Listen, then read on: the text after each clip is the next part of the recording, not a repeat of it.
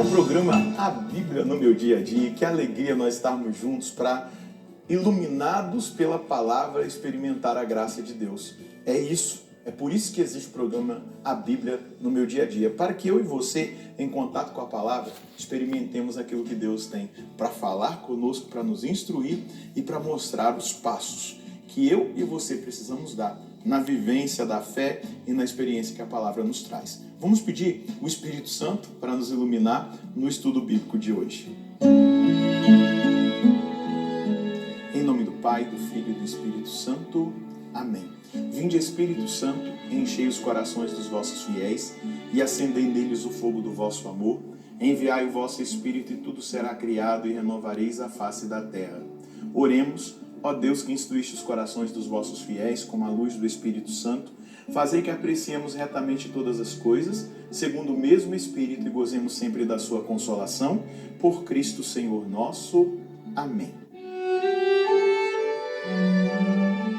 Nós estamos estudando Carta de Paulo aos Romanos. Então pegue a sua Bíblia, o seu caderno de estudo bíblico.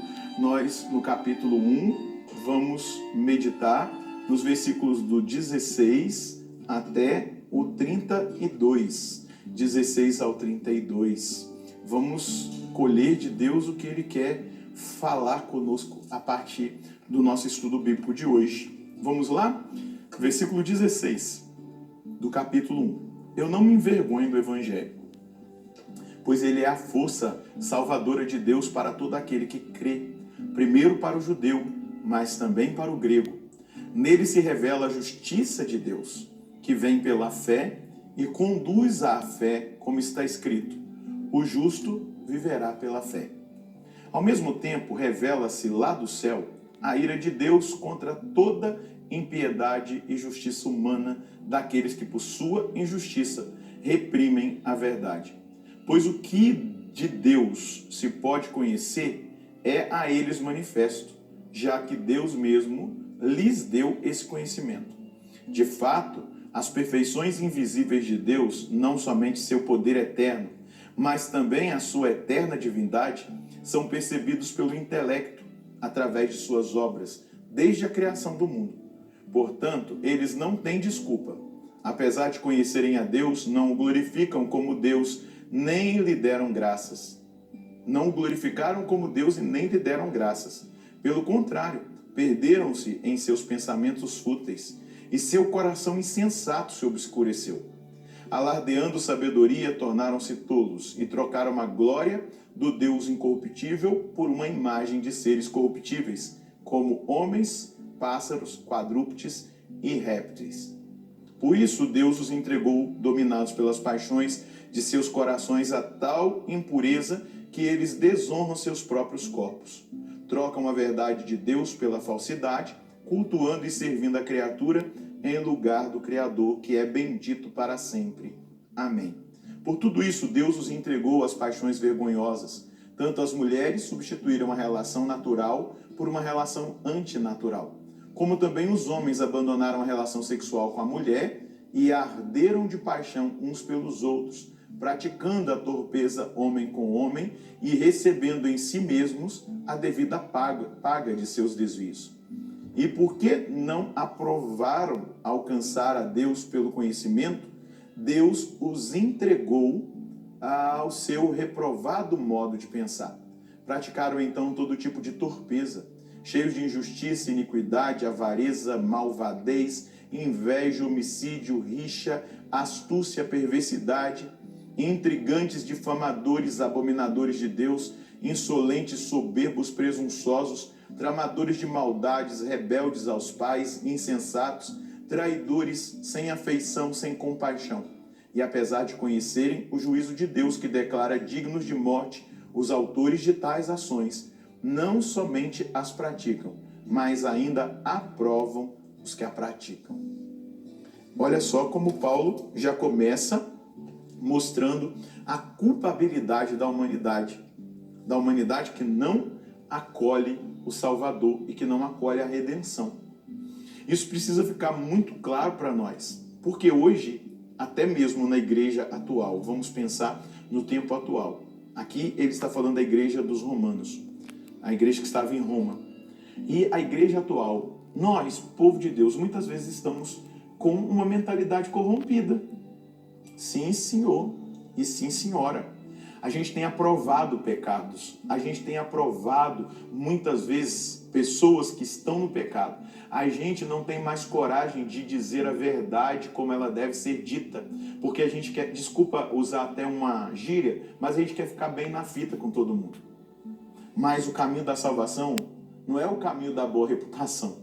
Não é o caminho de ser aclamado pelo mundo, considerado pelo mundo, aplaudido pelo mundo, mas é o caminho de sermos queridos por Deus.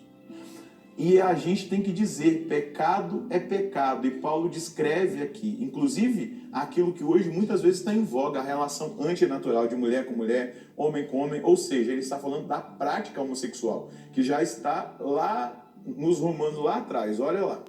E ele está dizendo que são práticas que demonstram desvios. E de onde vêm esses desvios? Já vem do desvio do relacionamento com Deus. Aqui eu estou dizendo da prática. Eu não estou aqui trazendo nenhuma palavra condenatória a alguém que tenha uma tendência relacionada à homossexualidade. Preciso ficar bem claro, a Bíblia mostra isso. Lá em Levítico, no capítulo 18, versículo 22. Também no capítulo 20 de Levítico, versículo 13. A primeira carta de Coríntios, no capítulo 6, versículo 9. A primeira carta de Timóteo, no capítulo 1, no versículo 10. Mas Paulo vai mostrar exatamente a humanidade culpada, corrompida, por não acolher e não buscar o conhecimento das verdades eternas e da divindade. Muitas vezes é mais fácil adorar os ídolos. E o que Paulo está dizendo aqui? Trocaram o culto, a adoração ao Deus verdadeiro para adorar homens. Por quê? Os gregos faziam estátuas de homens e os egípcios de animais. E eles desviavam o coração da adoração ao Deus verdadeiro para adorar os falsos deuses. É isso que Paulo está dizendo. A gente tem que entrar no contexto para não cair num fundamentalismo bíblico de dizer que hoje os católicos são adoradores de deuses, de falsos deuses. Isso aí é lorota para quem não conhece a Escritura da maneira que ela foi escrita e entende a mensagem. Paulo está falando para os pagãos que cultuavam falsos deuses, né? Vamos pensar lá em Zeus, né? Que os gregos adoravam e tantos outros. E os egípcios faziam imagens de animais. Então, portanto, o que Paulo está querendo dizer? O Evangelho, ele transforma o coração. E aquele que aceita o Evangelho vai experimentar a graça do conhecimento das perfeições invisíveis de Deus. Não somente o seu poder eterno, mas também a sua eterna divindade. E isso é percebido pelo intelecto através das suas obras, da criação do mundo. E uma das grandes punições para aqueles que cedem aos prazeres carnais, e aqui Paulo descreve cada um, vai dando os nomes, né? Dos prazeres carnais. O problema é que eles anuviam a nossa mente e nos impedem de conhecer verdadeiramente a Deus, de experimentá-lo. Quando nós buscamos a pureza do coração, quando nós buscamos deixar o Evangelho transformar a nossa vida, a nossa mente fica aberta à revelação. Nós vamos conhecendo o poder de Deus, a beleza de Deus, a bondade de Deus, a graça de Deus. E nós vamos percebendo que esses prazeres baixos são desvalorizados por aquilo que é a grandiosidade da salvação. É isso que o apóstolo Paulo está dizendo. Paixões vergonhosas, escolhas erradas, embotam. E aqui já é um castigo, né? A pessoa que escolhe ficar no pecado, ela não consegue adentrar os mistérios de Deus. Eu quero dizer para você que agora está comigo nesse estudo bíblico, tenha coragem de romper. Se você vive em algum estado de pecado desse que Paulo está citando aqui, eu peço ao Espírito Santo que te dê o arrependimento sincero dos seus pecados, e você vai buscar o sacramento da confissão. Se você está em pecado mortal, eu quero dizer, o pecado mortal impede você de conhecer aquilo que Paulo está dizendo para nós no texto de hoje, as perfeições invisíveis de Deus, não somente o seu poder eterno, mas também a sua eterna divindade. Confesse-se, volte ao estado de graça, e você vai perceber que Deus te dará força para vencer cada um desses pecados que são reprovados. Deus acaba permitindo que aqueles que escolhem permanecer no pecado experimentem esse reprovado modo de pensar e acabem se aprofundando ainda mais naquele estado de pecado que os torna insensíveis. Hoje, Deus quer nos falar que Ele quer nos dar um coração sensível, um coração disponível ao trabalho, à ação dEle, e Ele quer fazer na nossa vida uma obra transformadora. Qual é a mensagem que eu colho de Deus hoje? O Senhor me dá uma nova chance de romper com o pecado para crescer no conhecimento de Deus e seus mistérios em Cristo Jesus. Paulo chega já determinado em mostrar a humanidade culpada, mas a humanidade não permanece culpada quando ela aceita a redenção. A minha humanidade, a sua humanidade. E hoje eu digo para você, acolha a redenção de Jesus Cristo e faça um firme propósito. Eu não aceito mais o pecado na minha vida. Eu vou viver na graça para que a graça de Deus me conduza nesse caminho da perfeição, da vida interior, da intimidade com Deus. Vamos pedir o Espírito Santo, a graça de Deus em oração para que nós vivamos corretamente aquilo que é o propósito de Deus para a nossa vida? Senhor, a proposta é de uma vida radical, de radicalidade, de abandono do pecado, de aceitar de uma forma tão real, concreta, a sua salvação, a sua redenção, que me leva a viver uma vida santa, uma vida interior, uma vida de intimidade. Hoje eu quero pedir para mim e aos meus irmãos uma força sobrenatural, um arrependimento sincero dos meus pecados, e que o Senhor conceda aos meus irmãos e às minhas irmãs um arrependimento dos seus pecados, e que cada um possa buscar a reconciliação para ter a mente educada naquilo que é a revelação, aquilo que é o poder, a divindade, aquilo que é a ação do Senhor, aquilo que é a obra do Evangelho. Senhor, retira de nós toda e qualquer atitude que muitas vezes aprova o pecado, ou até mesmo vive no pecado, escolhendo os prazeres, escolhendo aquilo que é, Senhor Deus, ínfimo diante da grandiosidade do seu poder, da sua graça e da sua salvação.